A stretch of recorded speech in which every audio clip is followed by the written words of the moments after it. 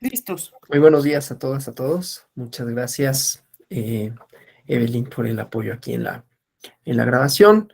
Y gracias a todas y todos ustedes por su presencia en esta segunda sesión, bueno, segunda sesión conmigo, primera sesión de este módulo, que es en realidad un módulo que se concatena con el anterior, pero ahora vemos la aplicación de las tecnologías, ¿no?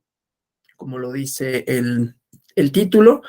Y lo interesante, las antecedentes, las experiencias, es que vamos a ver cómo no nada más es el juicio en línea, vamos a ver el juicio en línea, que es el antecedente inmediato del Tribunal Federal de Justicia Fiscal Administrativa, ahora Tribunal Federal de Justicia Administrativa, algunas de sus cosas de instrumentación, y luego veremos cómo la tecnología se ha incorporado a los tribunales ordinarios, ¿no? De distintas maneras, no únicamente con el juicio en línea, acceso a expedientes, para apartar salas, videograbación, ¿no? Todo esto que tiene que ver con el uso de las tecnologías digitales. Voy a compartir la presentación para acompañar la sesión. Y bueno, entonces, comenzamos primero con el juicio en línea, ¿no? Que les decía antes, Tribunal Federal de Justicia Fiscal y Administrativa, ahora Tribunal Federal de Justicia Administrativa, pero básicamente es lo mismo, ¿no? O sea, esencialmente sigue siendo el mismo órgano jurisdiccional. Bueno, entonces ya habíamos hablado en la clase anterior, ¿no? De las transformaciones propias de los tiempos de la globalización, de las transformaciones en la tecnología y en el caso de los tribunales, cómo estas transformaciones han supuesto, para el caso del amparo, para el caso de los medios de justicia federal, una necesidad de intercomunicación entre los tribunales locales y los tribunales federales, por el propio mecanismo, la propia lógica de los amparos, ¿no? Y entonces, paralelamente a esto, en el Estado, los estados, el Estado mexicano en particular y propiamente el Poder Judicial, ha modernizado el sistema jurídico, ¿no? Se han modernizado muchas cosas, entre ellas el sistema jurídico en distintas vertientes, ¿no? Por un lado, la información, perdón, que se genera, por otro lado, la lógica de los procedimientos, por otro lado, la formación de los recursos humanos y desde luego la capacitación, ¿no? Entonces, algunos de esos temas los trataremos, aunque me enfocaré sobre todo a la parte procesal, menos que a la educativa, aunque somos parte de esta transformación igualmente, ¿no? Habíamos dicho, se expandió, se potenció, se catalizó por el COVID, ¿no? Que de alguna manera permitió que se implementaran de manera más rápida. Si alcanzábamos a ver un par de casos que resolvió la Sala Superior con relación al uso de tecnologías para las notificaciones y para la no suspensión de plazos en cuestión de casos urgentes. Pero vamos primero por partes. Vamos al Tribunal Federal de Justicia Fiscal y Administrativa, ahora Tribunal Federal de Justicia Administrativa, con el juicio en línea como el antecedente inmediato de una instrumentación de un procedimiento que tiene una propia lógica digital. Y después, a ver cómo en los poderes judiciales de las entidades federativas se han instrumentado distintos medios para el uso de la tecnología, ¿no? Esto es un debate que tiene como mucha amplitud, que supera obviamente al objetivo del curso, pero de la cuestión de la inteligencia artificial, digo, el curso de este módulo, de esta clase, la inteligencia artificial, si habrá en algún momento jueces robots, por ejemplo, ¿no? Si esto podría llevar a sentencias más justas. Yo creo que no, pero esa es otra cosa, ¿no? El chiste, pues, es que el Tribunal Federal de Justicia Administrativa puso en operación el sistema de juicio en línea y ha sido una operación que ha sido relativamente, no quiero decir lenta, ¿no? Pero que ha supuesto la instrumentación de distintos pasos a lo largo del tiempo, ¿no? Y bueno, era el objetivo, o dentro de los objetivos principales, era instrumentar, implementar, no me gusta la palabra implementar, pero bueno, las tecnologías de la información y de la comunicación para sustanciar el procedimiento contencioso administrativo federal y dotar, por lo tanto, al Tribunal Federal de Justicia Administrativa con herramientas informáticas necesarias para desmaterializar los expedientes, sistematizar los datos jurisdiccionales e integrar en una sola plataforma la información estadística con datos obtenidos en tiempo real. Ya les iré platicando un poco de esto, ¿no? Porque como pasa normalmente, como sucedía en el tribunal, era, como sucede en casi cualquier juzgado, que se trabaja con papel, ¿no? Que se ponen los expedientes en un archivo y que después de un determinado tiempo se mandan a un archivo muerto, de repente llegan cosas por razones distintas, ¿no? Que se solicitan de un archivo muerto y entonces hay que rescatarlas. Entonces, todos estos procedimientos, como decía el otro día, pues hacen que no solo el acceso al expediente sea a veces un poco difícil para las y los justiciables, sino que retarda, obviamente, el acceso a la justicia pronta y expedita. Pasa, te solicitan un expediente que ya está en archivo muerto y entonces el archivista dice, pues está en archivo muerto, deme chance de ir por él, ¿no? Y normalmente lo que pasa es que pues se tardan 2, 3 días en ir por el expediente porque es una lata, ¿no? Ir al archivo muerto y encontrarlo y verlo, ¿no? Llega a suceder, sí, a veces pasa, ¿no? Los expedientes que se mandan a archivo muertos por un comunicado, por una instrucción de la sala, ¿no? En donde se dice cuáles están totalmente concluidos, pero llega a suceder que se pierde un expediente. No por necesariamente por el archivo muerto, pero a veces porque se destruye sin que hubiera lugar a ello y entonces hay un incidente de reposición de autos y es un desastre verdadero. Todo esto se ataja gracias a la existencia de los documentos digitales. No pasa mucho. La verdad es que las reposiciones de autos yo llegué a ver uno en 5 años que estuve en el tribunal, vi uno y después otro ya como abogado litigante y pues es un desastre, ¿no? Porque hay que pedir las constancias, hay que reimprimir en caso de que haya a las partes.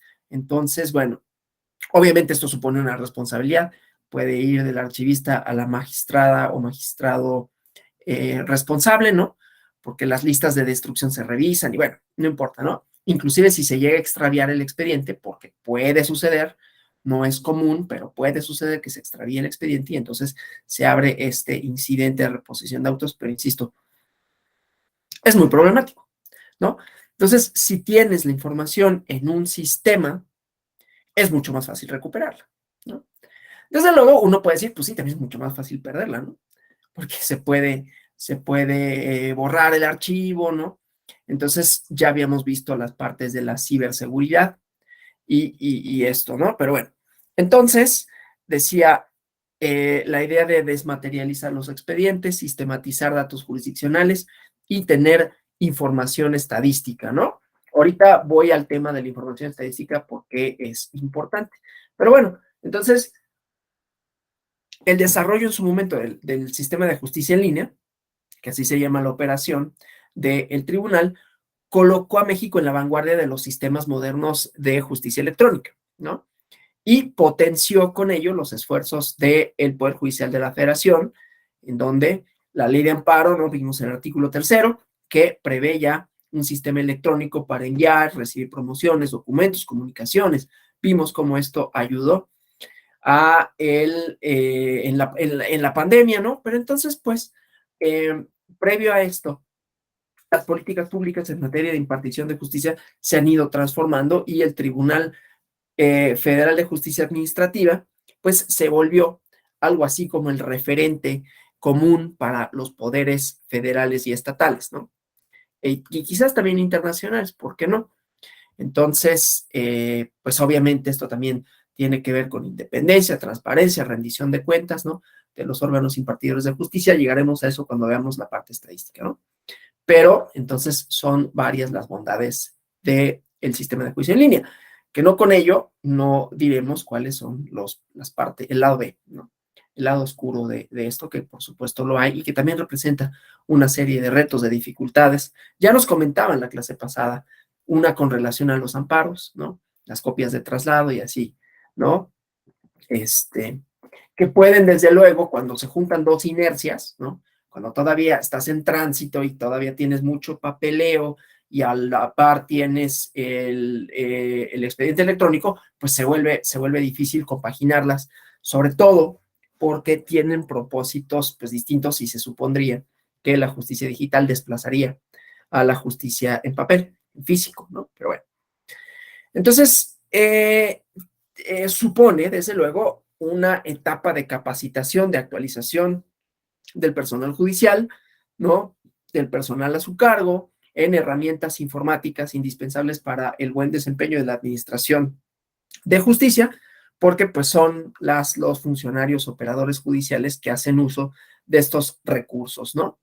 Entonces, bueno, ya había habido intentos desde hace muchísimo tiempo, o sea, la modernización del Poder Judicial, pues viene, o las propuestas de modernización vienen desde los años 90, desde luego que referían propiamente en el estado de Durango, hubo una propuesta de un programa de modernización del Poder Judicial en 1992, en donde se proponía que se usaran tecnologías para incorporar los adelantos tecnológicos de entonces, bancos de datos, control computarizado de avances, términos de actuaciones judiciales, impresión láser de las resoluciones, el microfilmado de archivos históricos y redes de cómputo, ¿no?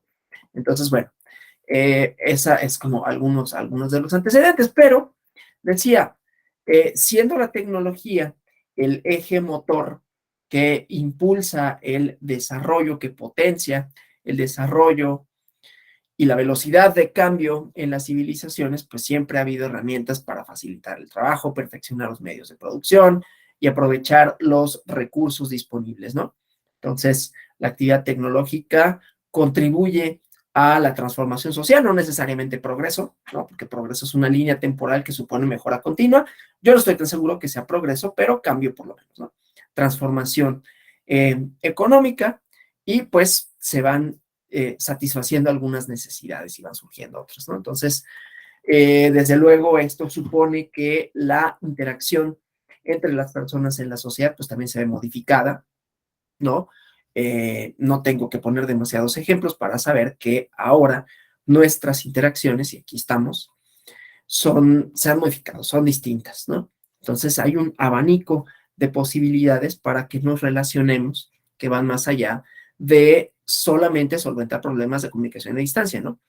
Sino la conexión con el mundo globalizado, que tiene su parte negativa, ¿no? Pero ahorita solo vamos a hablar de esto como contexto para hablar de los cambios en la justicia. Entonces, dentro de estos avances digitales, pues se encuentra el desarrollo de las tecnologías de la información y la comunicación, que engloban todo tipo de dispositivos, de aplicaciones comunicativas, ¿no? Radio, televisión, teléfonos móviles, equipos y programas informáticos, redes, sistemas de satélites, servicios relacionados, ¿no? Con estos, videoconferencias, el aprendizaje a distancia, etcétera. Y tienen, ya lo sabemos, ¿no? Una injerencia fundamental, insoslayable en nuestra vida cotidiana.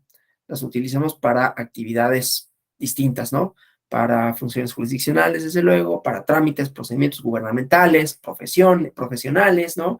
Ya la mayoría de los pagos los hacemos por el celular. Yo, por ejemplo, mi licencia de manejo la tengo en el celular. Bueno, creo que ya ni la tengo, la tenía en otro celular, la tengo que descargar, pero tengo una aplicación en donde está mi licencia de manejo, ¿no? Ya no tengo una licencia física, pues.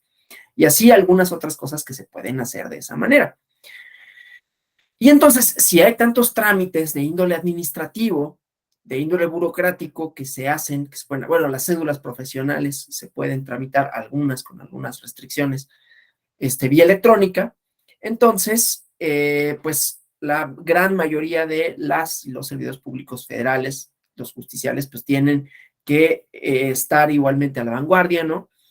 Y si hay tanto tramitología que es de esta índole, pues los servicios judiciales pues no se pueden quedar atrás, ¿no?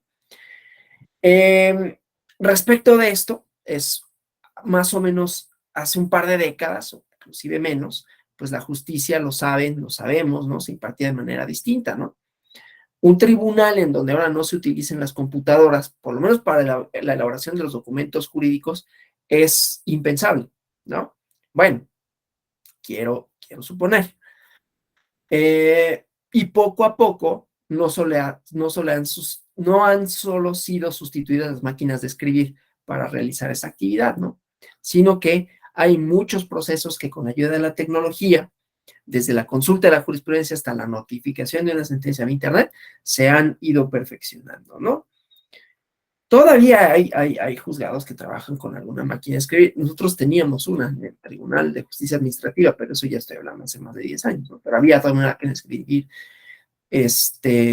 eléctrica, y no me acuerdo para qué lo utilizamos, pero de repente se utilizaba para algo, ¿no? Luego para corregir algunas actuaciones. Pero bueno, hasta hace relativamente poco, la impartición de justicia a través de Internet era un tema poco explorado, ¿no? Ya dijimos, pueden realizar numerosas consultas, pero el Internet cambia para el derecho la noción de tiempo y espacio, ¿no? Porque realiza enlaces inmediatos independientemente del lugar del mundo donde se encuentren las partes. Permite la disponibilidad de los sistemas, el acceso a la información prácticamente en todo momento. Entonces, realizamos varios trámites administrativos de Internet, pero no había, hasta la instrumentación de este juicio en línea en el Tribunal de Justicia Administrativa, un medio para acceder a la justicia así, ¿no?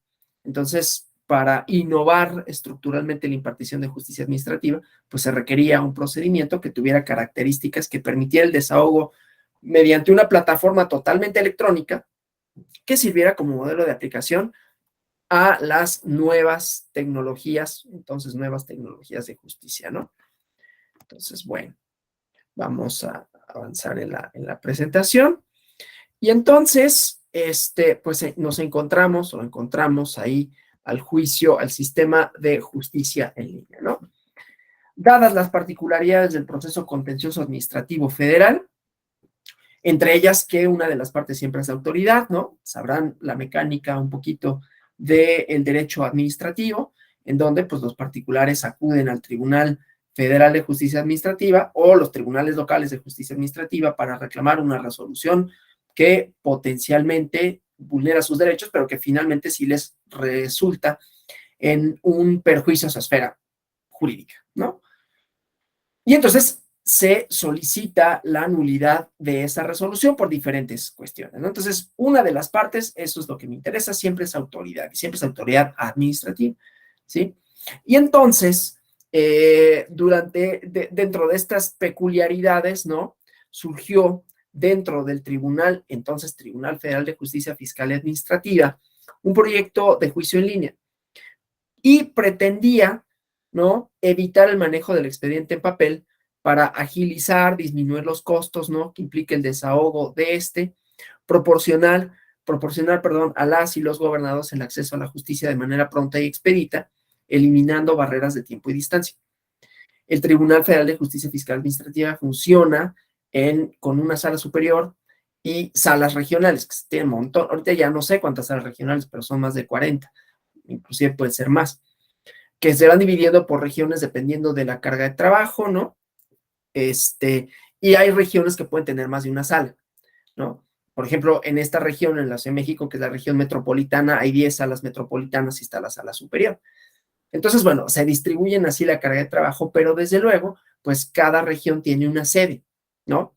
Y entonces en esas sedes, pues no necesariamente están cercanos los municipios a los que se adscribe tal sede. De manera tal que a veces, pues las notificaciones y las actuaciones, pues pasaban por estas dificultades, digamos, de comunicación, ¿no? Que son consustanciales a cualquier procedimiento jurídico, pero aquí se trataba de atajar también eso, ¿no? Entonces, una vez que se planteó el proyecto, estamos hablando de 2009, se impulsaron reformas a la Ley Federal de Procedimiento Contencioso Administrativo, a la Ley Orgánica del Tribunal Federal de Justicia Fiscal Administrativa, conste que esa es la denominación que tenía entonces, y se cristalizaron con una reforma del 12 de junio de 2009 y nació a la vida jurídica el sistema de justicia en línea, ¿no? Que es un sistema informático establecido por el Tribunal Federal de Justicia Fiscal Administrativa para registrar, controlar, procesar, almacenar, difundir, transmitir, gestionar, administrar y notificar el procedimiento contencioso administrativo que se sustancia ante ese tribunal, ¿no? De acuerdo con la exposición de motivos de la ley. Entonces, el sistema de justicia en línea lo administra el propio tribunal, pero se integra por 3 subsistemas, como vemos en la lámina, ¿no? Y cada uno de estos tiene una función, digamos, de relativa autonomía con relación a las otras, ¿sí? Y esto para darle una integralidad, una funcionalidad en el procedimiento contencioso administrativo a los expedientes. Entonces, primero hay un subsistema de juicio en línea, luego el subsistema de juicio tradicional y como tercer subsistema, el de información estadística. Este último también tiene sus subdivisiones, ¿no? Tiene indicadores de gestión y reportes de operación y el de banco de sentencias y criterios relevantes. La reforma de 2009 fue hasta 2011, 8 de agosto de 2011, que entró en operación el primer sistema que permitía sustanciar en todas sus partes un procedimiento jurisdiccional desde la presión, el primer sistema en el mundo, desde la presentación de la demanda hasta la notificación de la sentencia definitiva a través de Internet, ¿sí? De esta manera, pues, obviamente, a ver, este periodo de 2 años, ¿por qué? Pues porque hubo que instrumentar, hubo que hacer una serie de auditorías, hubo que asegurarse en materia cibernética que fuera invulnerable este sistema. Se creó una sala primero especializada en la materia y bueno, el chiste es que, decía, se le dio un nuevo alcance al artículo 17 constitucional para la justicia pronta y expedita, ¿no? Como decía, en donde no mediaran, y esa es la intención, obstáculos de tiempo y distancia, ¿sí? Entonces, obviamente, esto ahorra tiempo y recursos al tribunal. Más avanzo aquí en la presentación. Aquí le ahorra tiempo y recursos al tribunal, por un lado, ¿no? Y desde luego a las y los justiciables. ¿Por qué? Porque pueden presentar sus demandas, consultar expedientes, interponer promociones las 24 horas, los 365 días al año, ¿sí? O sea, el desahogo del juicio en línea permite que los términos, aunque no se amplíen, siguen siendo 45, depende de la cuantía, si hay un juicio sumario contemplado por la Ley Federal de Procedimiento Contencioso Administrativo, que es de magistrado instructor, son 15 días o 45 días si no es sumario, no es optativo lo sumario lo determina la cuantía. Y 15 días o 45 para que conteste la autoridad, 20 días o 10 días, según se trate de uno o de otro, para la ampliación de demanda y su contestación, y la formulación de alegatos en los siguientes 5 días hábiles. Esos no se modifican, pero sí cuando puedo interponer, digamos, en cuestiones temporales, porque las oficinas de la oficialía de partes de las salas del tribunal están abiertas hasta las 3:30 de la tarde, ¿no? Y eso era todo el tiempo. Llegaban personas, el oficial de partes estaba ya siempre ahí, ¿no? Al pendiente de que dieran las 3:30, y a las 3:30 le pedía al oficial, esto en la sala donde yo trabajé, pero sucede en casi todas, pues que cerrara la puerta. Entonces sabía quiénes tenían término ese día, ya no los dejaba entrar, ¿no? Entonces, bueno, esto permite que, bueno, mi término no concluya a las 3:30 de la tarde cuando dejan de recibir documentos, ¿no? Si hoy es el último día para presentar la demanda, pues tengo hasta las 11:59 de la noche, ¿no? Para interponerla. Bueno, entonces, otra cuestión es que el desahogo del juicio en línea es optativo para los particulares, ¿no? Los justiciables que opten por justicia en línea, pues en todo caso tienen comodidad, prontitud, eficiencia, seguridad, ¿no? Pueden consultar el expediente desde cualquier lugar a cualquier hora, lo cual les ahorra tiempo. Ya les había contado, ¿no? La vez pasada, de ir a consultar el expediente supone, ¿no? Pues trasladarse al lugar, entrar, que pedir el expediente. Entonces, todo esto te ahorra como justiciable esa parte, ¿no? Si el particular elige el juicio en línea, es obligatorio automáticamente para las autoridades. Esto no implica, como ya dije, ninguna desventaja o desigualdad, ¿no? porque las dependencias y los organismos gubernamentales también cuentan con la estructura necesaria, ¿no? Además, el juicio en línea implicó cambiar la visión sobre la defensa de los actos de autoridades fiscales y administrativas, que tiene por lo menos 75 años, no, como 80 años, ¿no? Porque al adoptar el uso de las tecnologías de la información y la comunicación del siglo XXI, pues evita el uso de papel, acelera los procesos y acerca la justicia a las y los gobernados, ¿no? Entonces, se trataba, la intención era, y creo que lo logró, de ser un mecanismo parteaguas, ¿no? Para la tramitación de otros juicios que se sustancien a través de medios electrónicos, para estos beneficios que ya decíamos, ¿no? Entonces, el juicio en línea, déjenme ver cómo vamos en esta. Bueno, voy a seguir en esta presentación. Entonces, se despliega en una plataforma informática donde las actuaciones constan de manera electrónica, aun cuando alguno de los actos relacionados estén originariamente en papel, el acto de autoridad. Entonces, todo el procedimiento se realiza en una plataforma tecnológica sin papel, ¿no? Es, como decía, la desmaterialización del juicio tradicional. Déjenme avanzar en la presentación. Aquí vemos, primero, la lógica del juicio contencioso administrativo sin el sistema. Del lado izquierdo está el sistema y el otro es sin sistema, ¿no? Presentación de la demanda y su contestación, ya les decía. Dependiendo si se trata de juicio sumario o no, serán 15 o 45 días, dependiendo de la cuantía. Tiene otras implicaciones, como lo es que las sentencias que se dictan y toda la instrumentación del procedimiento es de magistrado instructor en el juicio sumario, y en el juicio tradicional, pues son de sala, ¿no? Las sentencias. La presentación de la demanda, 45 o 15 días, la contestación, la ampliación, que ya les había dicho, solo si es procedente, en términos del artículo 17, no creo si es 17, sí, el 17 de la Ley Federal de Procedimiento Contencioso Administrativo, que marca los supuestos para la procedencia de la contestación, de la ampliación de demanda, que no viene mucho al caso referirla, pero solo para saber cuál es la mecánica del procedimiento. Y entonces esto altera un poco no altera la lógica procesal, pero sí los tiempos, los modos y desde luego algunas cargas que tendrán las partes, ¿no? O sea, porque el juicio en línea se despliega en una plataforma informática, las actuaciones constan de manera electrónica, aún, insisto, cuando los actos relacionados estén originariamente en papel. Pero bueno, entonces en sus etapas, ¿no? La iniciación, la presentación de la demanda, donde se expresan, ¿no?, los motivos por los que considero que una resolución determinada por la autoridad administrativa es ilegal, o el juicio de lesividad, que tiene su propia lógica y su propia temporalidad, cuando la autoridad controvierte una resolución administrativa favorable a un particular cuando estime que es contraria a la ley, ¿no? Esta es otra cosa. Es interesante, ¿no? Porque de pronto, por ejemplo, podemos pensar, lo voy a traer a colación, que, o sea, la autoridad también puede tener legitimación activa, o sea, puede interponer un recurso, no solo son los particulares, aunque la parte también sea una autoridad. Entonces vamos a suponer que el SAT haya devuelto una cantidad de impuestos, ¿no?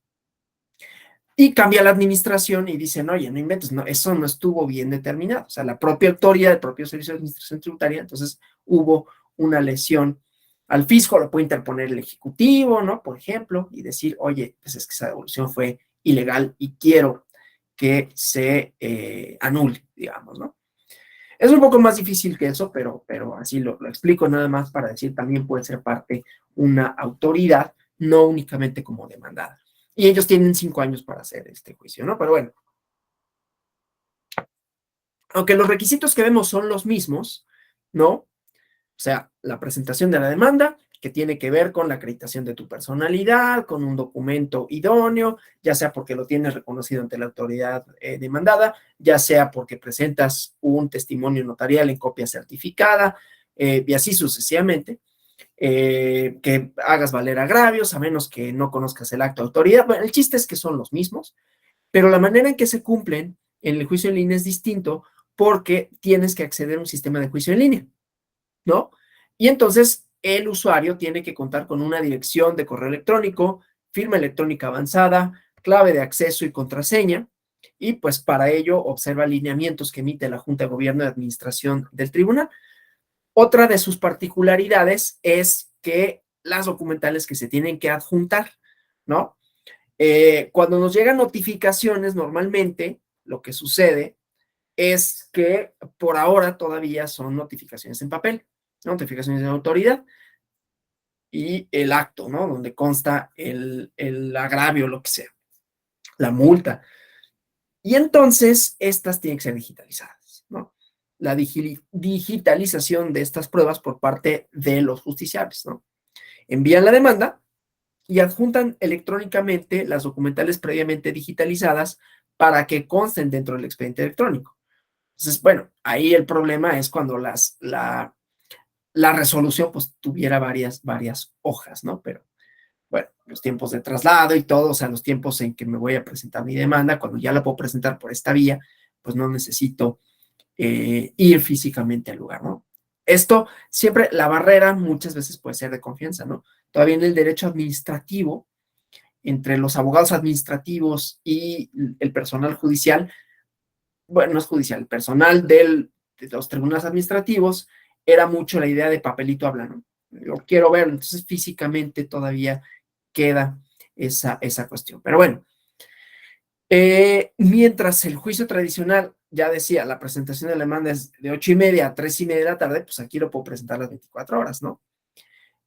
Además, en el juicio en línea puedes consultar el expediente electrónico en cualquier momento y lugar del mundo a través de Internet y con el uso de la firma electrónica avanzada. Entonces, esto también proporciona la certeza de que ninguna persona ajena al procedimiento tenga acceso al expediente, ¿no? Para generar la seguridad de los datos, la información contenida en el sistema. Y hay un mecanismo, además, para que de manera automatizada y periódica se realicen respaldos que aseguran la integridad de los juicios sustanciados en línea. Para los emplazamientos electrónicos efectuados en el sistema, también hay un proceso distinto, ¿no? Del tradicionalmente efectuado. Anteriormente, pues el actuario adscrito al tribunal, la actuaria, tenía que trasladarse al domicilio de los demandados, siempre y cuando, siempre con las restricciones de lugar, se encontrara en la sede, el municipio sede de la sala, ¿no? Esto luego es curioso porque, por ejemplo, bueno, aquí en la Ciudad de México está más o menos bien delimitado Ciudad de México y Estado de México, pero en el caso de los municipios sucedía, no es el caso de la Ciudad de México, porque aquí está la división territorial es distinta, pero sucedía en otras salas, en Guadalajara a veces, en Querétaro, que hay municipios conurbados, ¿no? Con la ciudad de Querétaro. La ciudad de Querétaro ya abarca más que el municipio de Querétaro, y entonces de pronto era como, está en Corregidora, que está aquí luego, y hay que mandarlo por, ¿cómo se llama? Por correo, ¿no? O está en Zapopan y hay que mandarlo por correo. Entonces, había estas cuestiones. El chiste, pues, es que había que trasladarse al domicilio de los demandados para hacer las notificaciones personales cuando correspondieran. Este sistema, pues, se realiza prácticamente de manera automática a las autoridades demandadas y solo en caso de que haya particulares en el juicio de lesividad se tiene que realizar personal. Ya les decía, juicio de lesividad, yo soy una empresa, por ejemplo, que recibió una devolución de impuestos, entonces hay un juicio de lesividad que promueve alguna autoridad que tenga derecho, desde luego, y pues me tienen que notificar personalmente. Pero bueno, esto porque ya decíamos, ¿no?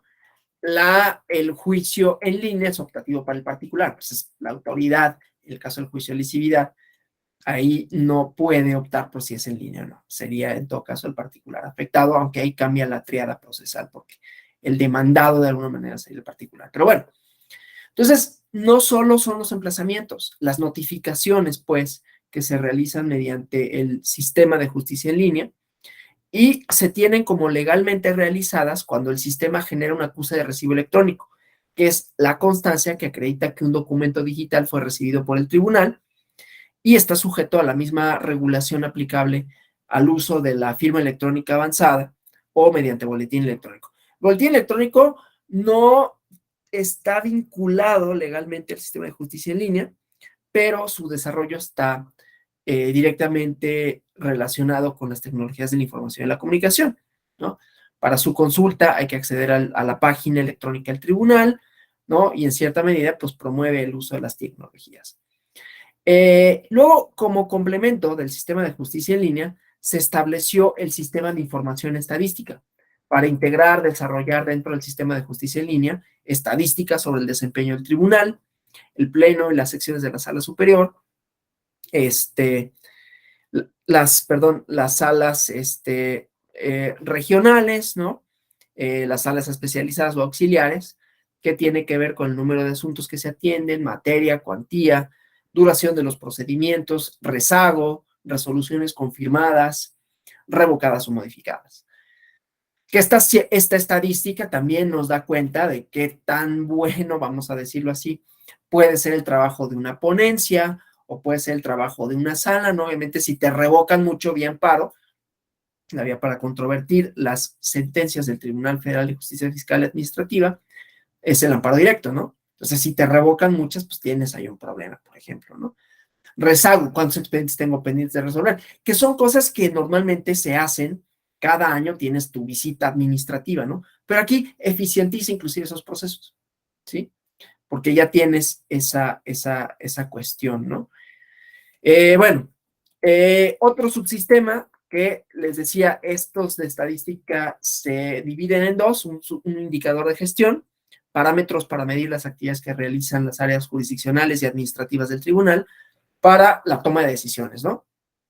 En este caso, la Junta de Gobierno de Administración, que tiene dentro de sus facultades el monitoreo, la gestión, para asegurarse de que las actividades del tribunal vayan en el sentido correcto.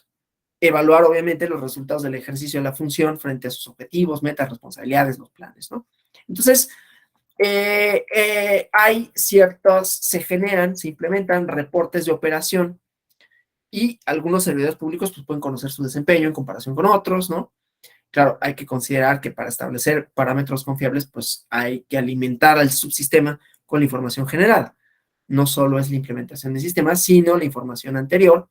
Entonces, hay mucho trabajo, ¿no? Para el personal de informática.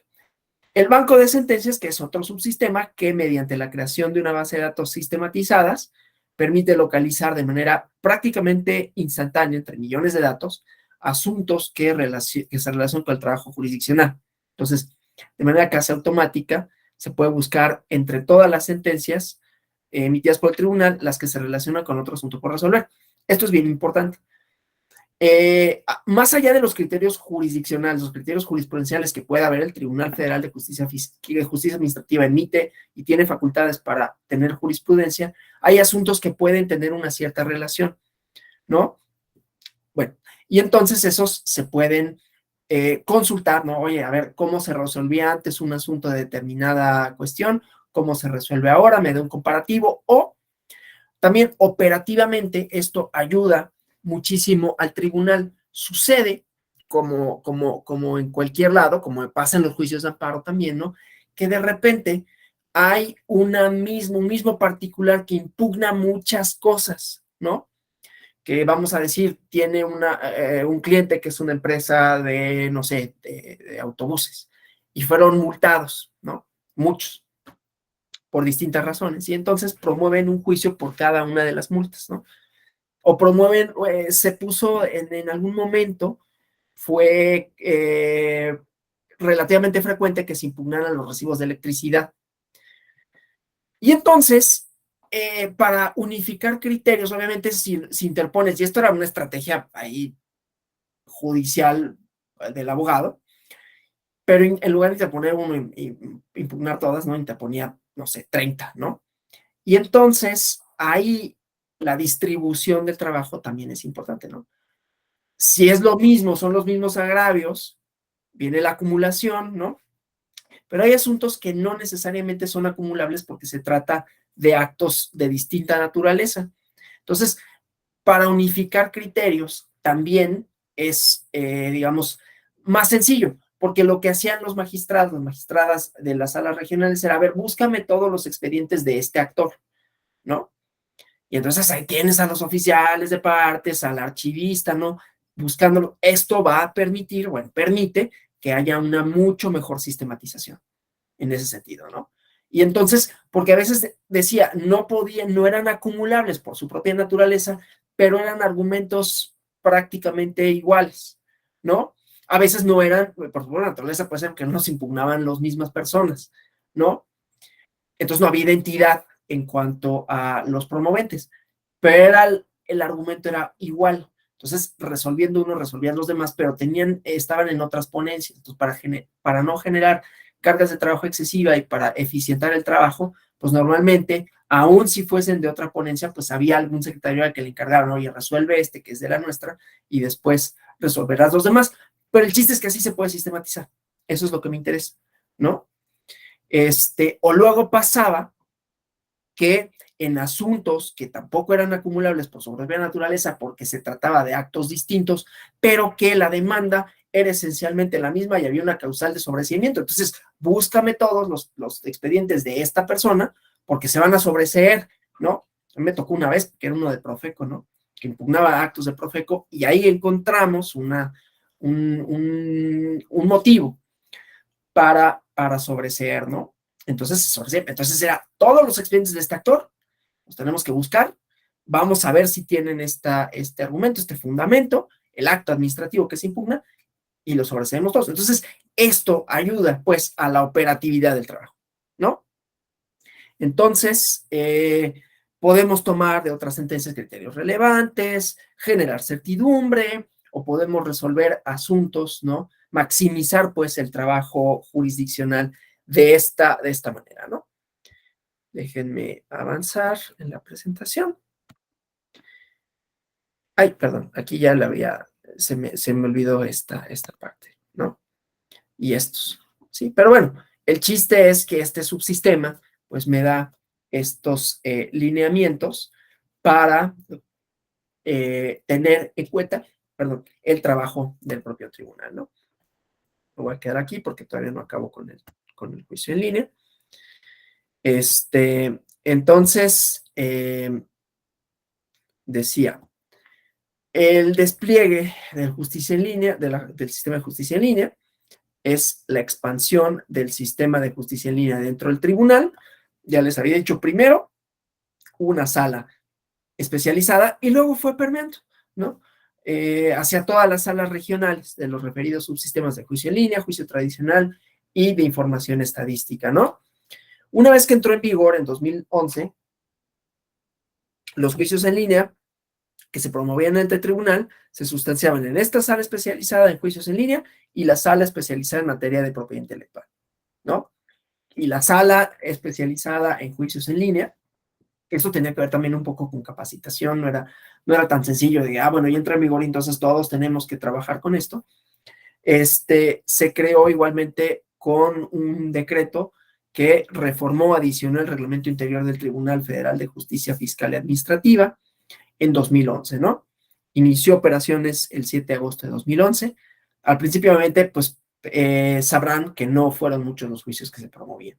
Y después se incorporó a la sala especializada en materia de propiedad intelectual al juicio en línea, igualmente en 2011, ¿sí? Y esto por consideraciones en donde consultores externos contratados por el propio tribunal referían la conveniencia de que primero se integrara un sector reducido al sistema de juicio en línea en su etapa de estabilización para detectar problemas que surgieran con su aplicación y una vez detectados estos problemas, entonces se trasladaran a escala nacional, ¿no? Entonces, bueno, para implementar el juicio en línea en las salas regionales, pues obviamente hubo aspectos funcionales, ¿no? De capacitación, elaborar relación de personal que integra las salas para determinar los usuarios y asignación de privilegios, porque te daban una contraseña, o sea, te daban un sobre cerrado que decía confidencial, te daban un usuario y contraseña para ingresar al sistema y nadie podía ingresar y te daban una firma electrónica en caso de que pudieras firmar documentos, ¿no? Obviamente también identificación de las necesidades del personal de la sala para determinar la capacitación, no todo el mundo le sabía muy bien las computadoras, ¿no? En mi caso daban por hecho que, no, pues tú estás joven, ¿no? 10 años, más joven que ahorita, tenía 27 años. No, pues no era como que yo le sabía mucho, ¿no? Yo decía, sí, pero soy muy torpe, me equivoco, entonces, bueno, pues entonces este mono también lo capacitas, ¿no? Aplicación, obviamente, de cuestionarios relativos a las tecnologías de información y comunicación, el uso del ambiente virtual y aspectos técnicos, ¿no? Determinar la estructura funcional para instrumentar el juicio en línea, o sea, la cantidad de usuarios, la marca, modelos de equipos computacionales, verificar la distribución de las impresoras láser de red en las salas, telefonía, ¿no? El inventario de telefonía en la sala, revisar los permisos de marcación, asignación, o sea, mucho trabajo que no era de nosotros, ¿no? O sea, nosotros te capacitaban, ¿no? Pero todo el trabajo logístico de personal de tecnologías era impresionante, ¿no? Cableado estructurado para verificar condiciones de operación, conservación del sistema de cableado estructurado, detección de puntos muertos en el rack, ¿no? Levantamiento fotográfico, algunas las anoté, de otras no me acuerdo de todas. Cableado de energía eléctrica regulada, ¿no? Para verificar las condiciones de operación, conservación de la red de energía eléctrica regulada, los servidores de dominio, los equipos de cómputo personal, entonces también ver en qué estado se encontraba el servidor, el servicio de dominio en la sala, revisar la existencia, el funcionamiento de los servidores de respaldo del dominio, la red, ¿cómo se llama? Red One, de enlaces de comunicaciones para verificar con el proveedor la asignación de parámetros, la priorización del tráfico de enlace de las salas. Y bueno, entonces, como les comento, pues era un proceso como grande, ¿no? Y luego hubo un despliegue, o sea, es el despliegue horizontal, ¿no? Cómo llegó a todas las salas. Luego, el vertical, llegar a sala superior, porque dentro del proceso contencioso administrativo seguido en línea, pues había que considerar la participación de la sala superior, ¿no? A través del pleno jurisdiccional o de sus secciones en atención a las competencias, ¿no? De la ley orgánica y de la ley federal de procedimiento contencioso administrativo. Entonces, se implementó desde luego una intensa capacitación al personal de la sala superior para la utilización del sistema de justicia en línea, para que las actuaciones se llevaran a cabo de manera adecuada y, bueno, ya no hubo una página electrónica, se publicó en la página electrónica un acuerdo, ¿no? En donde se firmó electrónicamente en línea para conocer el primer asunto seguido en esta modalidad por la Sala Superior, en 2012, ¿no?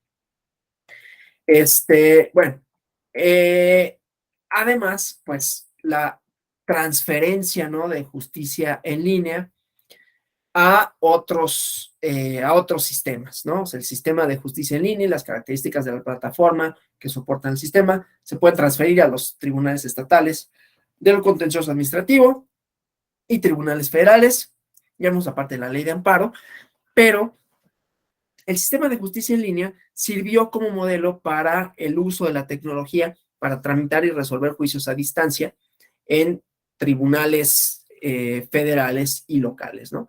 Y así ya vimos la parte de la ley de amparo, ¿no? En el dictamen relativo al artículo 3º, se hacía mención al sistema de justicia en línea que había establecido el Tribunal Federal de Justicia Fiscal Administrativa, que reconoce, ¿no? Reconoce en el dictamen el impulso que hizo el tribunal para los cambios, para los ejercicios congruentes en esta modernización e implementación de tecnologías de la información. Y en el propio proyecto de la ley de amparo, pues se otorgaba validez a las promociones judiciales realizadas a través de medios digitales, correo electrónico, firma electrónica, con los mismos efectos jurídicos de los comunicados oficiales y las firmas autógrafas, ¿no? Entonces, el sistema de justicia en línea fue la pauta para homologar mecanismos con los que cuentan actualmente los órganos de impartición de justicia, ¿sí? Obviamente, en el aspecto de la justicia administrativa federal, ¿no? La justicia administrativa que atañe a los estados y municipios, no todo puede ni debe resolverse por los medios electrónicos, ¿no? Las propias particularidades de muchos de los actos jurídicos de las autoridades federales, ¿no? Que son susceptibles de impugnación. ¿A qué me refiero? Por ejemplo, algún tipo de multas, algún tipo de procedimientos. Entonces, no todos necesariamente se pueden o se deberían de resolver de esa manera, pero es un elemento, ¿no? Y pues obviamente combinarlo, equilibrarlo con los procedimientos orales, ¿no? Los medios alternativos de solución de controversias en la justicia administrativa, estatal y municipal. Y entonces, pues bueno, esto que también tiene que ver con la carga de trabajo, la distribución de cargas de trabajo entre los tribunales de las entidades federativas y el Tribunal Federal, ¿no? Que como sucede también en el caso de los tribunales electorales, la mayor parte de los asuntos de justicia administrativa se ventilan en los tribunales locales o se resuelven a nivel local, ¿no? Digo, aquí no hay un escalafón de que los actos locales puedan ser impugnados posteriormente en el juicio contencioso administrativo federal. Esto más bien tiene que ver con la distribución de competencias y depende de la autoridad de que se trate. Pero bueno, la mayoría son administrativas locales, ¿no? Vamos a los tribunales locales, en donde lo que vamos a ver son avances tecnológicos, la incorporación de tecnologías, ¿no? De la comunicación y la información, ya no nada más la instrumentación de los juicios en línea, ¿no? La justicia digital que supera una serie de desafíos, obviamente ya habíamos dicho, pues la limitación de recursos, ¿no? Porque hay más casos con menos magistrados, jueces, secretarios, funcionarios, en general funcionarias, ¿no? Con menos recursos de la austeridad, ¿no? Entonces, la mayoría de los tribunales sigue basando los procesos judiciales en el uso de papel, y esto pues obviamente genera costos de almacenamiento, de transporte, y pues diversos tribunales a nivel internacional han emprendido políticas y a nivel federal de innovación tecnológica para agilizar, para transparentar y hacer eficientes los procesos judiciales, para acercar la justicia a todas y todos los ciudadanos, promover mayor certeza jurídica. Entonces, hay importantes avances en el proceso de digitalización judicial y, bueno, ¿no? Vamos a ver algunos de estas cosas, ¿no? Entonces, obviamente, ya sabemos, ¿no? Retos, un entorno globalizado, complejos, fenómenos complejos en la justicia, ¿no? La integración de la tecnología en los procesos judiciales se vuelve esencial, ¿no? Porque las funciones son diversas, las necesidades también, no nada más es la justicia como anhelo y la resolución de conflictos, sino todo esto que vimos, ¿no? La distribución de cargas de trabajo, la estadística para ver qué tan bien, qué tan mal, cuánto rezago, y así sucesivamente. Entonces, pues bueno, vamos aquí, ¿no? Este dato, ¿no? Nada más es para ver qué tantos sistemas tecnológicos en los poderes judiciales hay. Estos datos provienen de un estudio del que ahorita les digo su nombre, ¿no? Que se llama Hacia una justicia digital, publicado por la Comisión Nacional de Mejora Regulatoria, ¿no? Entonces, de ahí tomé estas gráficas que las puse en esta imagen, ¿no? Son datos no tan actualizados porque son de 2020, pero bueno, nos sirve para mostrar que hay, digamos, un avance en la instrumentación de indicadores de sistemas tecnológicos, existencia de sistemas y sus características, ¿no? Entonces, vamos a algunos de ellos. Nada más avanzo en la presentación, ¿no? No, me voy a quedar aquí todavía para la asignación de las salas de audiencias. Entonces, ¿cómo se vinculan estos con la tecnología digital? Entonces, la asignación, un sistema de asignación de salas de audiencia, pues es una herramienta tecnológica que ayuda a administrar de manera eficiente las salas de audiencias. Esto, sobre todo para la oralidad, que también vivimos ese tránsito, ¿no?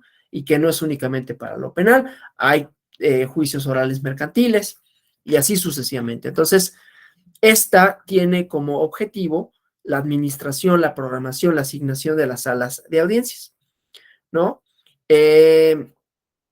En respuesta a una problemática de una baja disponibilidad de salas, confusiones en la asignación, diferimiento de audiencias, ¿no? Entonces, es este sistema que sirve para tener un control sobre la disponibilidad de las salas de audiencias. Las características de ese sistema, ¿no?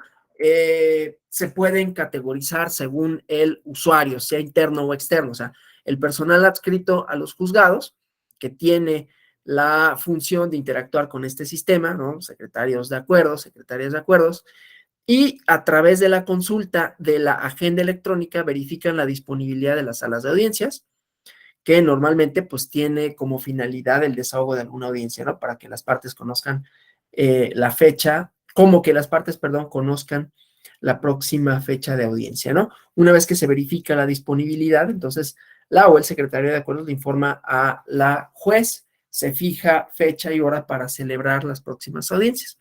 Entonces, cuando se realiza la reservación de la sala, se señala hora y día de audiencia, ¿no? Se puede indicar el tipo de audiencias, así se tramitará una audiencia preliminar, audiencia de juicio, se registra el nombre de la o el juez encargado de celebrarla, ¿no? Para las partes ajenas, pues a usuarios externos, ¿no? La parte actora y demandada, que acuden al desahogo de las audiencias y que son ajenas al juzgado, a través de la consulta de la agenda electrónica, sin necesidad de tener que ir al juzgado, identifican la respectiva sala de audiencia en donde se desahoga la audiencia de su interés, valga la redundancia, ¿no? ¿Quién es el juez encargado de dar continuidad al proceso? ¿En dónde son parte? Entonces, obviamente, pues hay que identificar el tiempo de audiencia, el juez que solicita y la consulta de las partes, ¿no? Esta representa un beneficio, esta implementación del sistema de audiencias, porque agiliza obviamente el funcionamiento del tribunal y de las salas y posibilita la prevención de problemas de carácter técnico, ¿no? En equipos, en software. Antes de la celebración de las audiencias, el personal técnico, otra vez, ¿no? Revisa el correcto funcionamiento de todos los elementos necesarios para el correcto desahogo de estas, ¿no? Evita obviamente el duplicado de las solicitudes para el uso de las salas, que llega a suceder, ¿no? En el Código de Comercio, en su artículo 1390 bis, dice que las audiencias quedan registradas en medios electrónicos o cualquier otro medio idóneo según el juez, de tal forma que se permite garantizar la fidelidad, la integridad de la información, la conservación, la reproducción de su contenido y el acceso a esta, ¿no? Entonces, la implementación debe de ir acompañada de un sistema de monitoreo para que exista un correcto funcionamiento de las salas de audiencia. La mayoría de los tribunales superiores, déjenme avanzar en la presentación nada más, la mayoría de los tribunales superiores de justicia de las entidades federativas, ay, ¿dónde está? Espérenme, es que tengo que, si no, no los veo, entonces voy a la barra de tareas acá. La mayoría de los tribunales superiores y supremos de justicia tienen mecanismos para registrar, para programar las audiencias, que va desde un archivo en Excel hasta mecanismos automatizados que permiten a las partes consultar el lugar y la fecha de las audiencias de su interés, ¿no? En el caso del ejemplo de Querétaro, ¿no? El Tribunal Superior de Justicia del Estado de Querétaro tiene un sistema de control de salas que le permite apartarlas para el desahogo de las audiencias orales mercantiles, en los juicios orales mercantiles, ¿no? Entonces, hay un inicio de sesión, ¿no? Para acceder al sistema hay que ingresar un usuario y contraseña que te asigna la Dirección de Tecnologías de la Información. Los usuarios internos registrados en el sistema pueden consultar la agenda y ahí se muestran las audiencias del día en curso. Están organizadas por hora. En color azul están las que corresponden al juzgado que realiza la consulta, ¿sí? Y esta última se muestra conforme a los permisos de acceso de cada usuario. Entonces aquí está, ¿no? Esta cosa de la consulta de la agenda, que es lo que tenemos en la lámina, ¿no? Dentro de la agenda se pueden consultar las salas que están disponibles, los horarios para agendar una audiencia y el tiempo mínimo para hacerlo es de 30 minutos. Si quieres agendar una audiencia, hay que indicar el juez o el juzgado, ¿no? Las jueces están ordenados alfabéticamente, el número de expediente, ingresar el número de expediente en formato número año, el tipo de audiencia, ¿no? O sea, hay que seleccionar el tipo de audiencia que se va a realizar, preliminar, de juicio, de sentencia especial, audiencia de ejecución o segunda instancia, según se trate, ¿no? Privada, o sea, si se requiere que la audiencia sea privada, la fecha en que se llevará a cabo, seleccionar la hora en que comenzará la audiencia, igualmente seleccionar la hora en que va a terminar y la sala en que se va a llevar a cabo la audiencia y si hubiera alguna observación o comentario adicional. Una vez agendada la audiencia, aparece el registro de tipo de audiencia, el juzgado, el juez en el horario seleccionado. En caso de que se requiera realizar alguna modificación a la audiencia, se puede editar la información en una ventana del formulario donde fue capturada la información y se puede cancelar igualmente accediendo con su registro, ¿no? Y hay un monitoreo de las salas de audiencias, ¿no? Déjenme nada más. El sistema de monitoreo de salas de audiencias, que también aquí, insisto, es un poquito, quizás no son los números al día, pero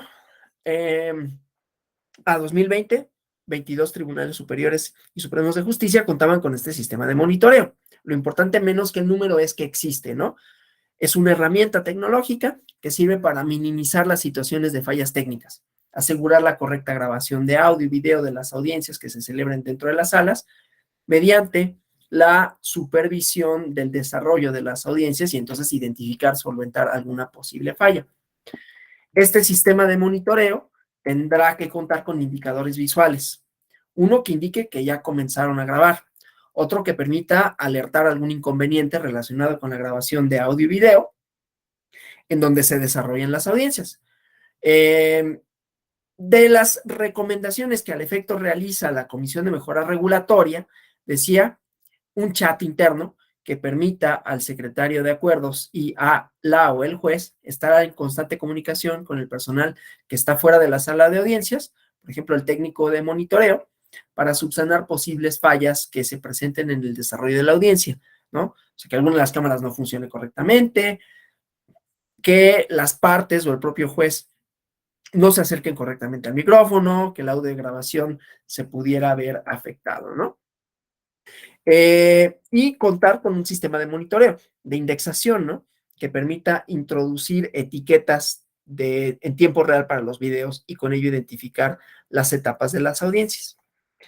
Esta instrumentación del sistema de monitoreo pues disminuye las fallas de grabación de audio y video, ¿no?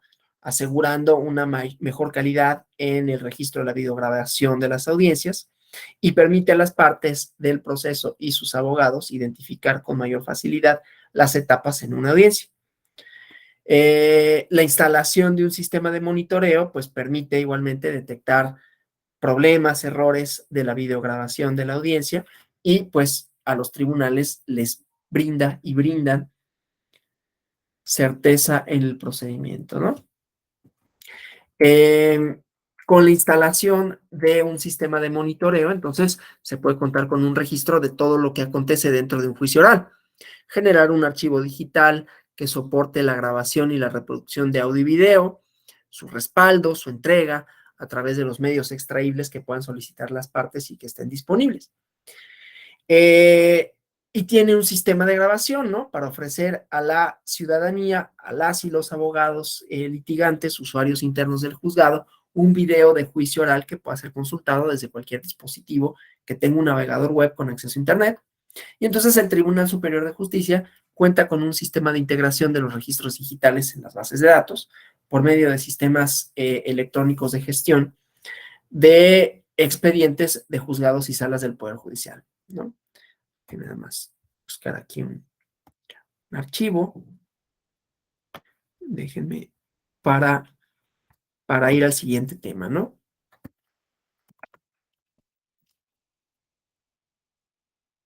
Vamos a hablar todavía un poquito de la arquitectura, pero me interesa una parte que veremos ahorita. Déjenme ver si es este. Espérenme. Nada más quiero ver, porque quiero mostrarles unos ejemplos.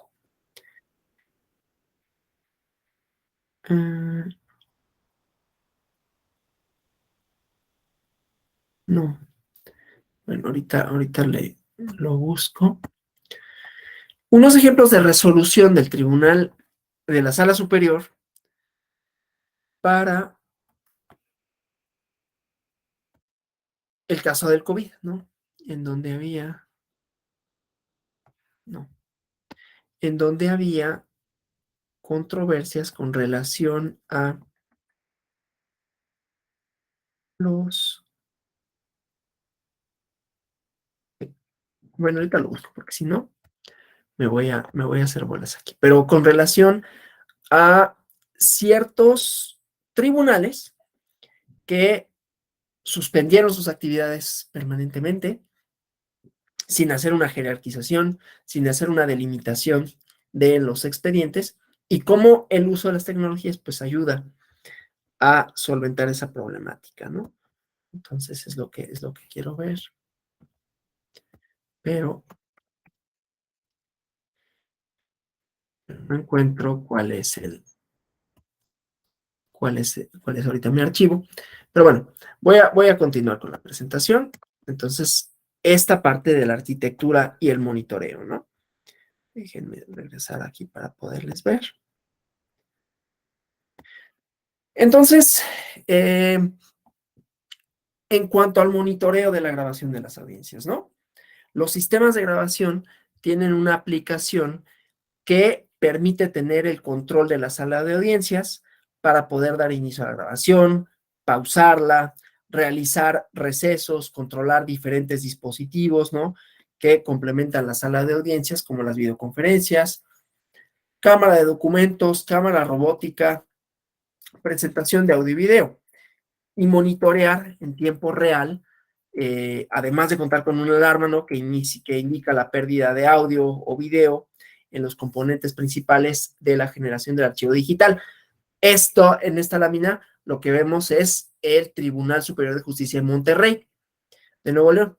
Estas alertas son visibles para el juez con el objetivo de que decida detener o continuar la grabación dependiendo de la falla que se presente, ¿sí?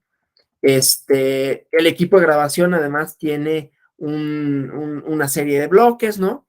En donde tienen su propia logística, ¿no? Y desde luego hay un sistema también de gestión de oralidad judicial, una herramienta para tener un mayor control de la información relacionada con el desempeño judicial, lo que les había dicho con relación a las estadísticas del Tribunal de Justicia Fiscal Administrativa, hace más eficiente, desde luego, el proceso oral mercantil, en el caso de los juicios mercantiles, ¿no? Que a esos me referí, en las audiencias orales y esto, pero desde luego también se hace extensivo a cualquier otro procedimiento oral, por medio de acciones orientadas a resultados, acordes con los objetivos institucionales, ¿no? Este sistema igual cuenta con una opción de acceso al personal del juzgado para que pueda organizar información, subir expedientes, información general y considerar la posibilidad de contar con un apartado público para que las abogadas puedan consultar el estado procesal de los expedientes sin que se encuentren físicamente en el juzgado, lo que ya decíamos, ¿no? Ahorra tiempo, evita que el personal de juzgado destine mayor tiempo a la atención al público. Y entonces es necesario, pues, contar con medidas de seguridad, candados, ¿no? Que se tienen que aplicar para las consultas que se hagan en esta vía, ¿no? Igual, considerando la posibilidad de que el sistema de gestión tenga alarmas, notificaciones vía correo electrónico para los usuarios, que podría o que supone, ¿no? Reducir tiempos de respuesta, desahogo de procedimientos, mapeo de asuntos, ¿no? Para que los usuarios, las y los usuarios puedan tener oportunidad de conocer el estatus de los plazos, conocer las fechas para la celebración de la audiencia, si ya se mencionó algún término, ¿no? Entonces, esto de la mano con la creación de expedientes electrónicos con alertas, ¿no? En donde solo se pueden consultar los documentos que integran el expediente, sino también realizar promociones vía electrónica, ¿no? Entonces, irlas incorporando de esta manera. Entonces, un sistema de gestión judicial permitiría medir la duración total de los procesos, los tiempos particulares de cada etapa que lo componen, y entonces identificar problemas, plantear objetivos alcanzables para la solución de igualmente los conflictos, ¿no? Mira aquí. Entonces, contar con, decía, alarmas, con notificaciones vía correo electrónico para los usuarios, pues reduce los tiempos de respuesta, desahogo de procedimientos, se consulta la ubicación en tiempo real del expediente para identificar si está cumpliendo los plazos procesales, sobre todo porque hay procesos, hay ciertas materias, ¿no? Que son, ya lo saben, instancia aparte, ¿no? Entonces hay que impulsar el proceso, no es que solito, ¿cómo se llama? Vaya caminando, ¿no? Y entonces o la oportunidad para las y los usuarios de visualizar el estatus de los términos para el desahogo del procedimiento, conocer fechas de audiencia, vencimientos de términos y con ello tener mayor control en las etapas, ¿no? En esto, los tribunales de Nuevo León y de Tamaulipas van como un poco a la vanguardia, ¿no?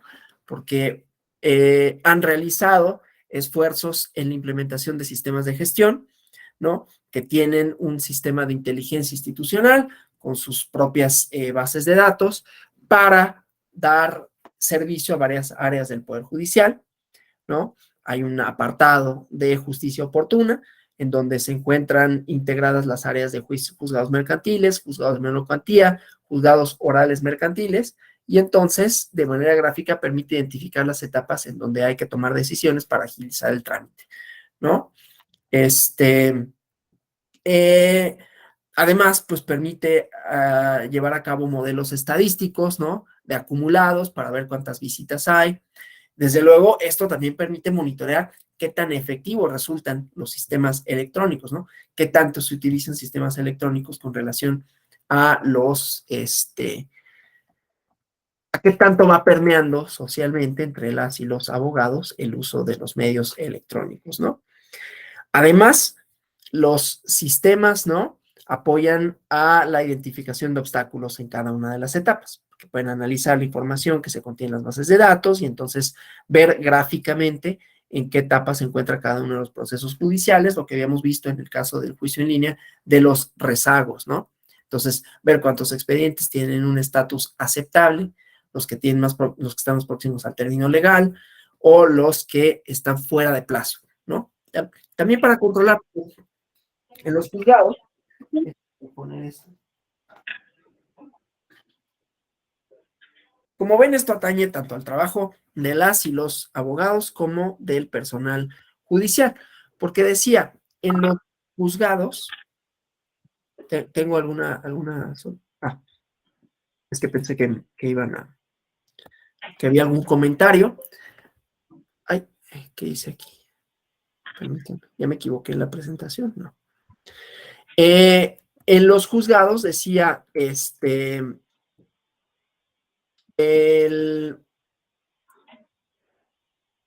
trabajo se distribuye de una determinada manera y además, luego en los archivos, ¿no?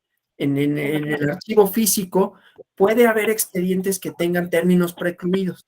Otra de las labores que luego le encargan a los archivistas, ¿no? A ver, revísame los precluidos. ¿Por qué?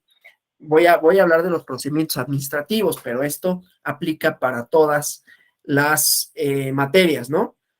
Hay un término para, no sé, para presentar una prueba, o hay un término para la ampliación de demanda, ¿no? Entonces te dicen, bueno, tienes 20 días para la ampliación de demanda con fundamento del artículo 17 de la Ley Federal del Procedimiento Contencioso Administrativo.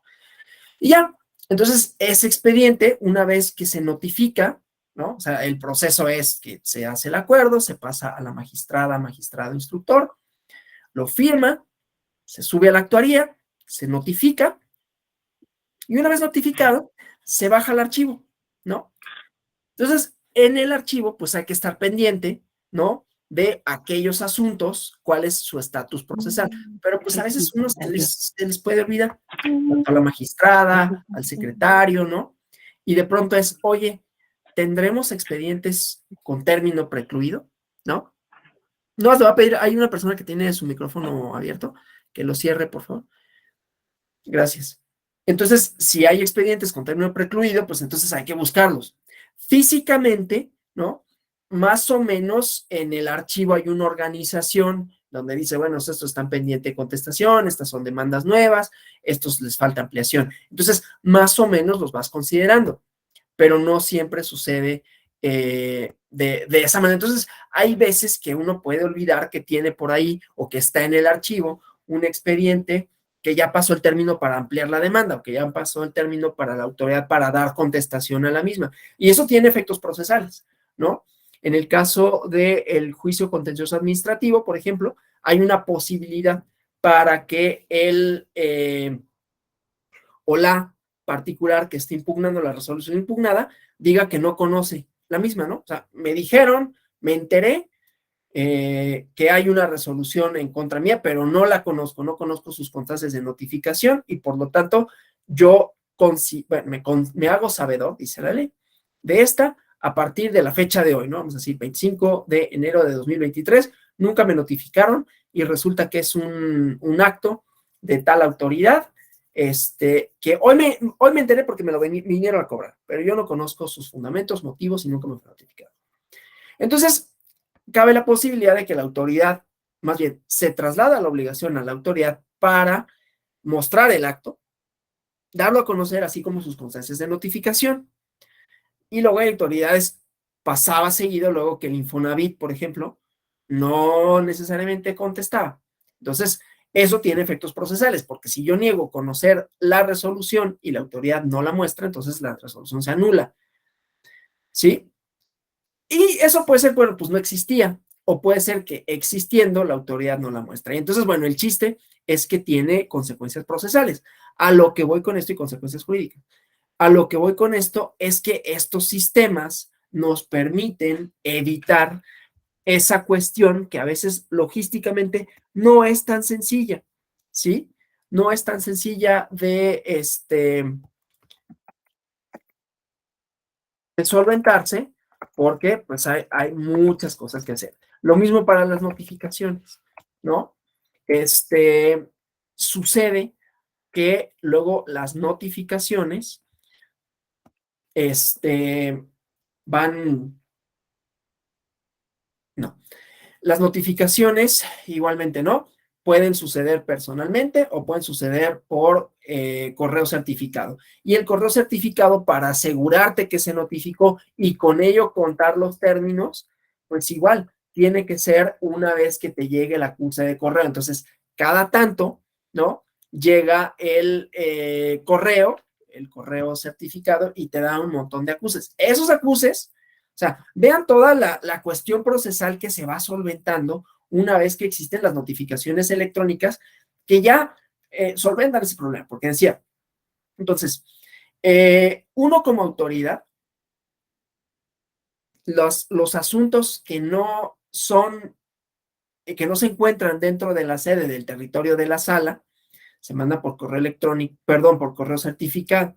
Y entonces ese correo certificado, pues hay un acuse de recibo, ¿no? Entonces hay que esperar que llegue ese acuse de recibo y entonces una vez teniendo el acuse de recibo, puedo contar a partir de cuando le notificaron. Pero los acuses de recibo, una, se pueden perder. Dos, pueden estar mal integrados. Y tres, se tardan en llegar, ¿no? Se tardan en llegar y entonces ahí también tenemos un desfase temporal, ¿sí? No un desfase temporal en términos de, le estoy dando más tiempo al actor o a la autoridad demandada para que conteste, porque ellos les notifican en una fecha cierta y ahí está el acuse en donde viene su firma y viene una fecha y un sello.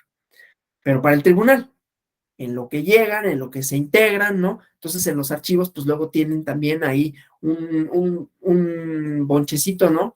De de acuses que no han sido integrados al expediente. Entonces, otro de los muchos trabajos, ¿no? Que se pueden solventar mediante esta instrumentación de los expedientes electrónicos, ¿no? Vamos a lo último, que tiene que ver con la manera en que, otra vez volviendo al ejemplo del COVID, la tecnología pudo solventar una serie de problemas, ¿no? Me voy a referir nada más así a dos expedientes de manera muy general, solo para decir cómo permanece o cómo los procedimientos democráticos, independientemente de las emergencias, pueden, ay, pueden solventarse, pueden verse satisfechos gracias a las tecnologías, ¿no? Entonces, bueno, eh, voy a voy a esto, ¿no? Sabemos que la arquitectura jurídica democrática es una estructura que garantiza la prevalencia de un modelo de Estado democrático y su transformación, pero que durante la pandemia por COVID se suspendió ciertos contenidos normativos, ¿no? Para garantizar la vida de las personas. Entonces, uno de los desafíos, y me refería a él el día lunes, ¿no?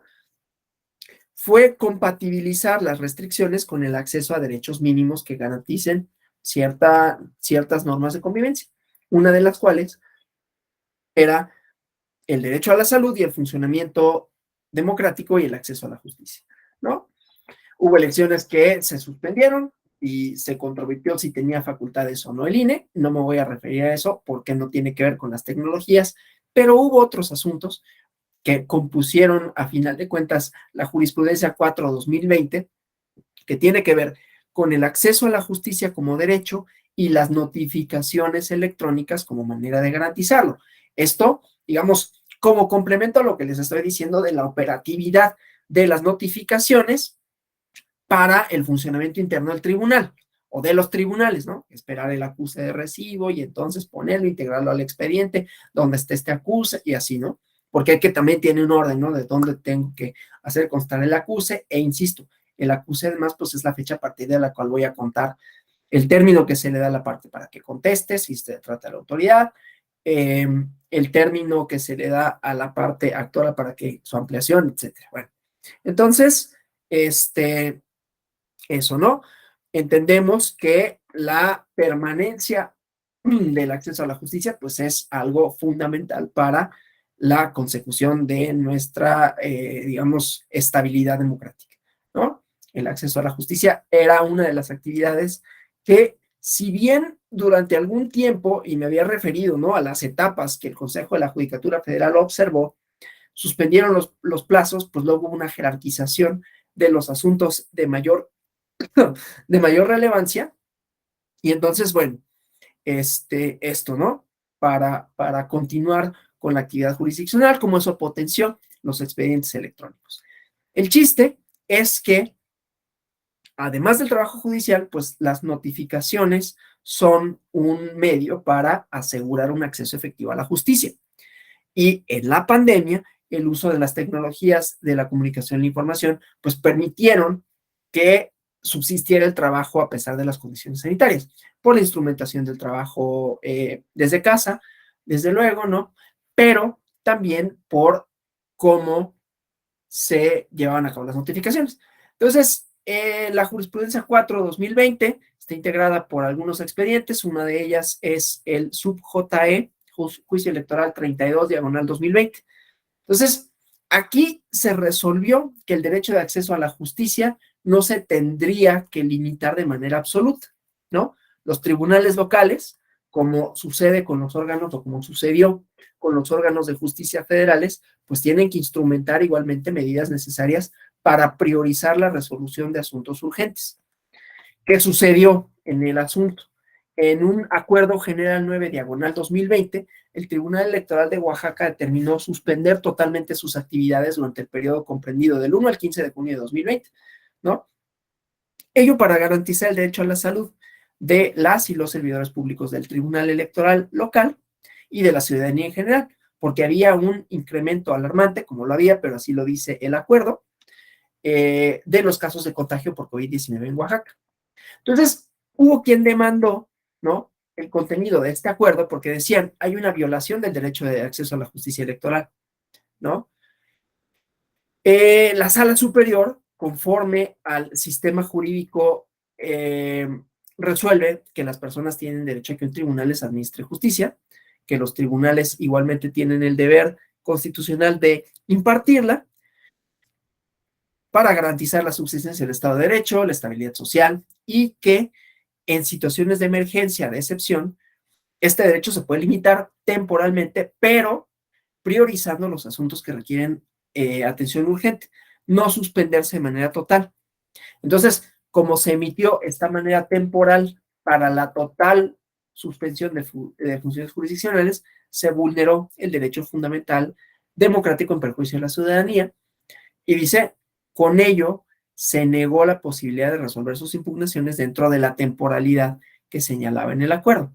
Entonces, de acuerdo con esta resolución, las situaciones jurídicas de emergencia que imponen los tribunales ante situaciones de emergencia no pueden ser permanentes y absolutas, porque desequilibra la sana convivencia, ¿no? disminuye la probabilidad de arreglos pacíficos jurisdiccionales, aumenta la probabilidad de hacerse justicia propia mano, en otro sentido, ¿no? Y entonces, las excepciones que sí puede haber están limitadas a situaciones extraordinarias específicas, pero no pueden perjudicar al Estado de Derecho. Sobre todo porque, y dice así la sentencia, las tecnologías de la información y la comunicación permiten que haya intermediación sustituida por intercambios electrónicos.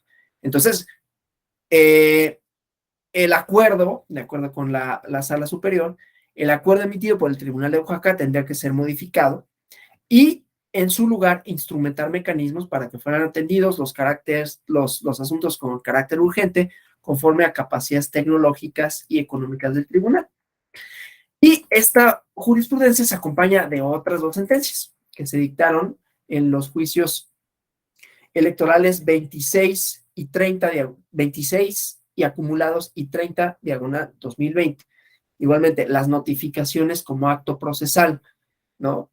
Entonces, la primera igualmente tenía que ver con el Tribunal Electoral de Oaxaca, donde además se reclamaba que había una obstaculización en el desempeño de las funciones, omisión de pago de dietas y violencia de género, ¿no? Fue turnado a la ponencia para su instrucción y dijeron, el promovente tiene que señalar un domicilio para ir y recibir notificaciones, señala un correo electrónico y dicen, no, porque no tenemos mecanismos de confirmación electrónica avanzada. Entonces se interpuso un juicio contra esa resolución, se presentó ante la sala superior y la parte demandante decía, bueno, la contingencia sanitaria por la pandemia hace necesario que se instrumenten las notificaciones electrónicas, pero el tribunal ha sido omiso en este respecto, lo cual viola el derecho a la salud, ¿no? Entonces, cuando resuelve, la sala superior eh, eh, concede que efectivamente hay una omisión por parte del tribunal local que no había emitido una normatividad que diera operación a las notificaciones electrónicas que ya estaban previstas en la ley de medios local. O sea, había un desfase en cuanto a la operatividad, ¿no? La legislación y la forma de llevarla a cabo.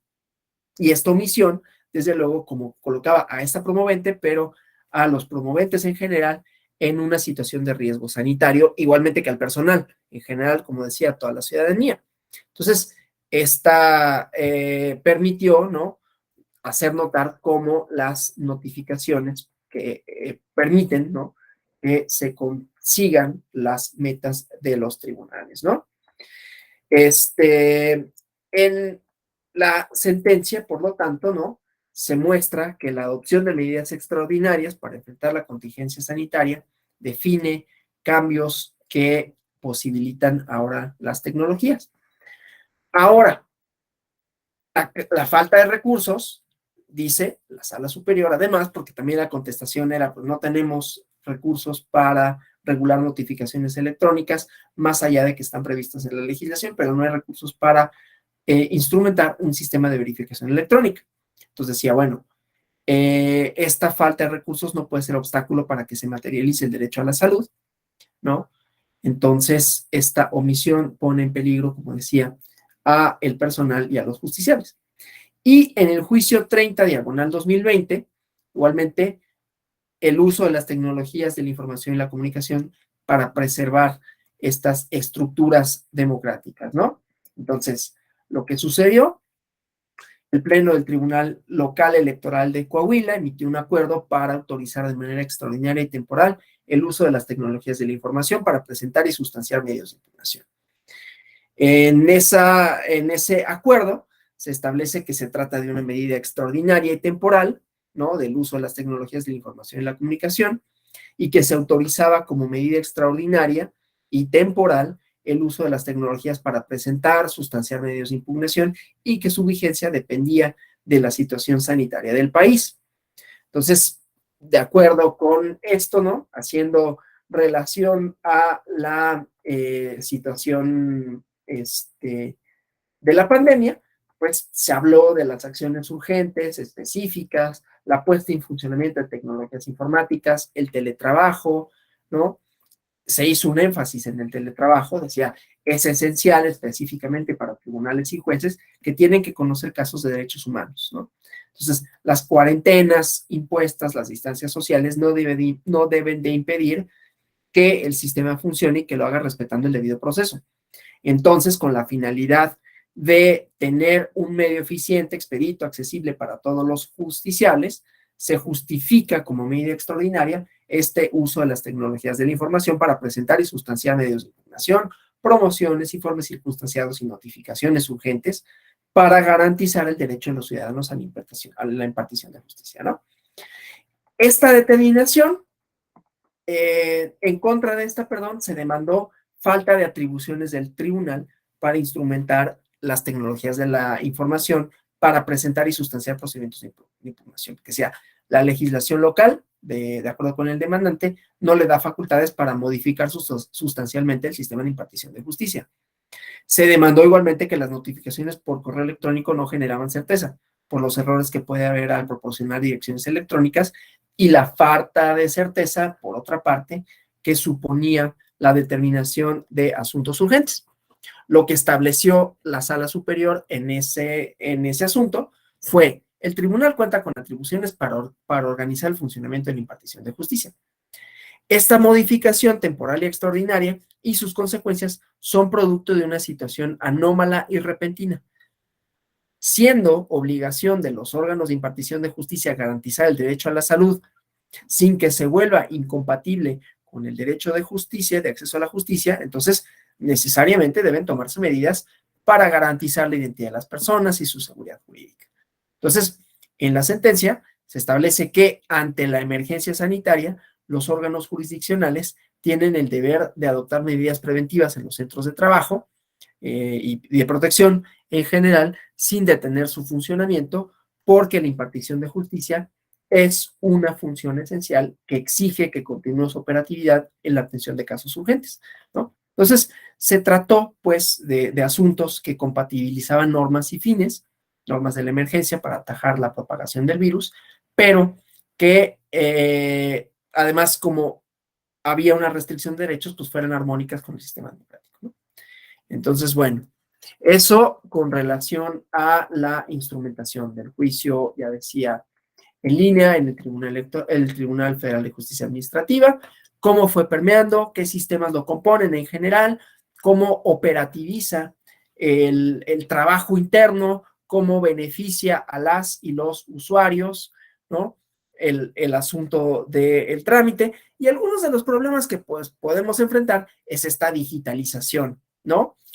Problemas que enfrenta la autoridad es que cuando el particular opta, y digo el particular por esta relación en el derecho administrativo, ¿no? El particular opta por el juicio en línea, entonces se vuelve obligatorio también para la autoridad, de manera tal que pues habrán de digitalizarse las pruebas que correspondan. Si yo niego conocer la resolución impugnada, por ejemplo, pues entonces será obligación de la autoridad exhibirla en la contestación de demanda con la debida digitalización. En principio, esto, pues, lo único es que, pues, será un poquito engorroso para una o para otra parte, ¿no? La verdad es que ha crecido mucho el uso del juicio en línea en el Tribunal de Justicia Administrativa y también en el Tribunal Electoral, ya lo han visto, ¿no? Dentro de este diplomado, lo irán viendo, pues, gracias al COVID, no lo digo gracias en sentido bueno, ¿no? Sino de que con motivo de la pandemia se instrumentaron igualmente juicios en línea y ya va, como digamos, en esa dirección. Las tecnologías permitieron enfrentar la pandemia de una forma distinta. Y lo que vimos, por otra parte, pues tenía que ver con la oralidad, ¿no? Las prácticas en las salas, los controles para monitorear, para llevar a cabo las audiencias, ¿no? Apartar una sala para grabar y así sucesivamente, ¿no? En estas algunas de las múltiples aplicaciones que tienen las tecnologías de la información y la comunicación en el ámbito jurisdiccional y desde luego las notificaciones a las cuales ya me referí, tanto en su parte operativa como en su parte de el expediente y la lógica del mismo, ¿no? Entonces, bueno. Hasta aquí, ¿alguna pregunta, algún comentario?